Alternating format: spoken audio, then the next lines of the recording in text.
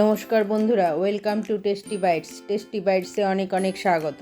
আজ আমি একটা নিরামিষ ডালের রেসিপি নিয়ে এসেছি। আজ আমি ভেজ ডাল বানিয়ে দেখাবো।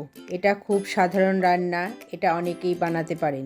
নিরামিষ দিনে এটা খুবই ভালো লাগে, বিভিন্ন অনুষ্ঠান বাড়িতেও এটা বানানো হয়ে থাকে। দেখে নেওয়া যাক আমার আজকের রেসিপি। ভেজ ডাল বানাতে লাগবে মুগ ডাল, হলুদ, লবণ, ধনের গুঁড়ো, ঘি, জিরের গুঁড়ো, চিনি, আদা বাটা, মটরশুঁটি, গাজর কুচি, ফুলকপি ছোট করে টুকরো করা, টমেটো কুচি, বিনস কুচি, কাজু বাদাম, কিশমিশ, গোটা জিরে, গোটা গরম মশলা ও তেজপাতা, রিফাইন তেল, গরম মশলার গুঁড়ো। প্রথমে আমি কড়াইতে সামান্য ঘি দেব।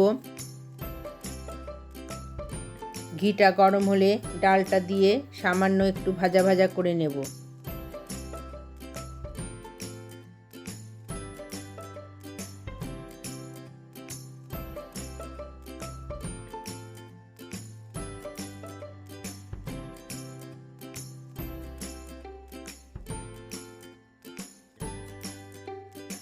ডালটা ভাজা হয়ে গেলে পরিমাণ মতো জল দিয়ে দেব।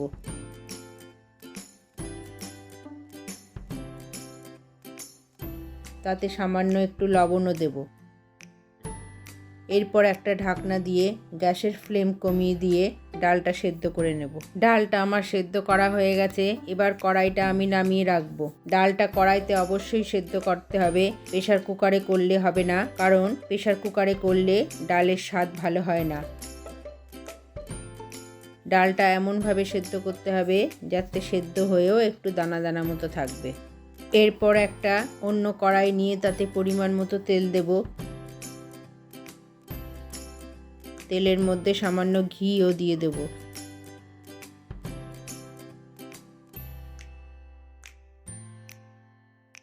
তেলটা গরম হলে গোটা জিরে, তেজপাতা, গোটা গরম মশলা ফোড়ন দিয়ে দেব।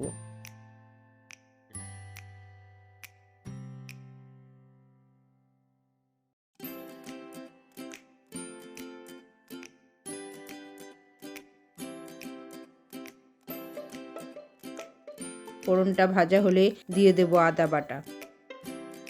আদা বাটাটাও ভালোভাবে ভেজে নেব যাতে আদার কাঁচা গন্ধ না থাকে। এরপর দেব একে একে সমস্ত সবজিগুলি। প্রথমে দেব গাজর কুচি, বিনস কুচি, ফুলকপি ও মটরশুঁটি। সমস্ত সবজিগুলি দিয়ে সামান্য পরিমাণে লবণ ও হলুদ দিয়ে দেব।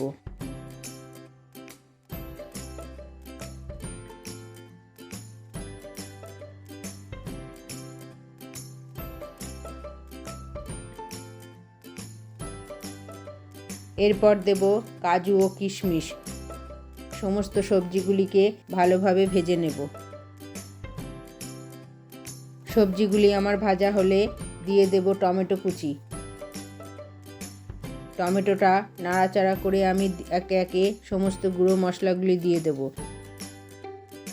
প্রথমে দেব সামান্য ধনের গুঁড়ো, জিরের গুঁড়ো ও গরম মশলার গুঁড়ো। সমস্ত মশলার সাথে সবজিগুলিকে ভালোভাবে মিশিয়ে দেব।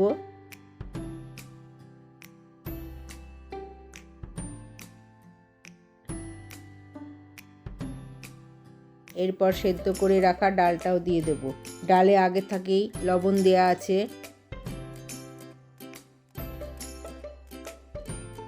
ডালটা সমস্ত সবজির সাথে ভালোভাবে মিশিয়ে দেব।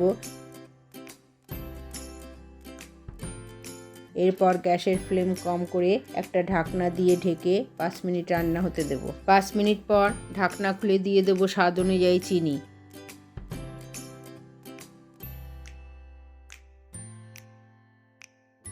আমাদের ভেজ ডাল তৈরি হয়ে গেছে।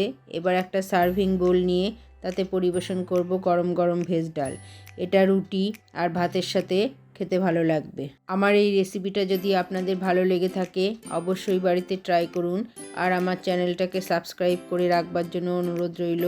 তাতে আমি যখনই কোনো রেসিপি ছাড়বো সবার আগে আপনাদের কাছে নোটিফিকেশন চলে যাবে। আজ তাহলে এখানেই শেষ, আবার দেখা হবে অন্য আরেক দিন অন্য কোনো রেসিপি নিয়ে হাজির হয়ে যাব। সকলেই সুস্থ থাকুন, ভালো থাকুন। আমার এই রেসিপিটা দেখবার জন্য সকলকে ধন্যবাদ।